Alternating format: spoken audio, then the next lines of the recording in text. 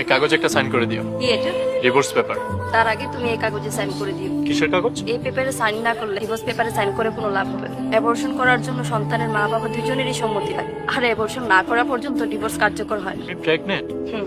আর এটা আমাকে জানাওনি কেন? ভেবেছিলাম এই খুশির সংবাদটা দুইজন একসাথে সেলিব্রেট করব। তুমি যখন ডিভোর্সের কথা বললে আমি আর কিছু বলতে পারিনি। তুমি আসলেই একটা অমানুষ। আমার জীবনের সব খুশি থেকে তুমি আমাকে বঞ্চিত করেছো। আজ যখন আমার জীবনের সবচাইতে খুশির সংবাদটা আসছে, সেটাও তোমার সহ্য হয়নি। ও সন্তান আমার। কি?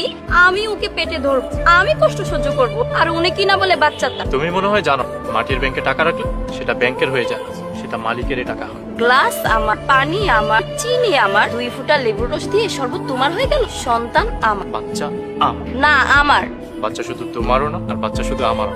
ও হচ্ছে আমাদের দুজনের হারিয়ে যাওয়া ভালোবাসা। সীমানা কি থাকবে?